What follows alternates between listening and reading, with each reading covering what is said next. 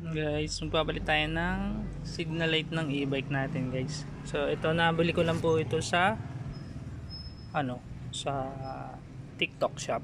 Ayan. So bali apat to. Ayan. So papalit ako kasi napundi na po yung aking, hindi ito banda kasi. Napundi na po ito. Madaling mapundi gawa nung direktang naulanan. Ayan, napundi na. So ganun din sa kabila. Ayan.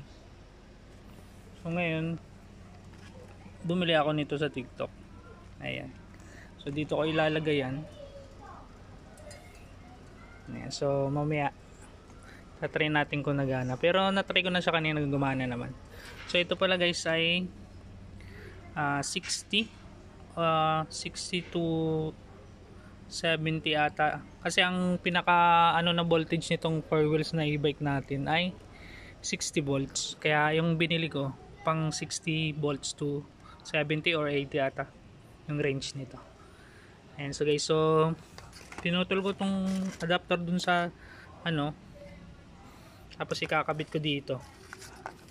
Ayan, para mamaya isasalpak na lang natin dun sa baba.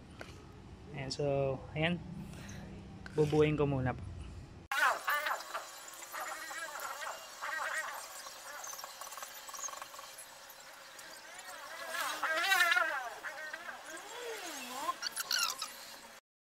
Guys, lagyan na natin. So try ko pa lang muna to isang kung nagana. Check natin. Nalaman din natin kung nagana pa yung socket niya o hindi. Ayan, nakana. So natin. Tapos signal light.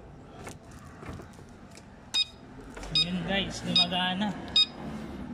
Ayan, so nalaman natin gumagana na. Set up natin yung isa pa.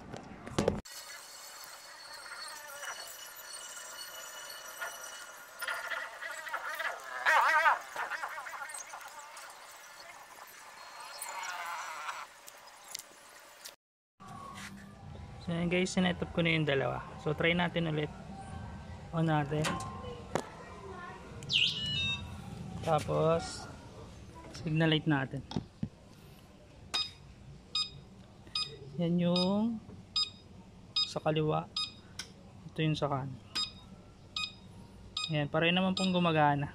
So ngayon, ayan. So ayan guys, tatanggalan ko na lang kung saan yung kaliwa at kanan. Ayan, so try natin ulit muna kung saan yung kaliwa. Ito yung kaliwa. Ayan, so ang kaliwa ay blue black, saka yung kanan ay orange saka black. Ayan.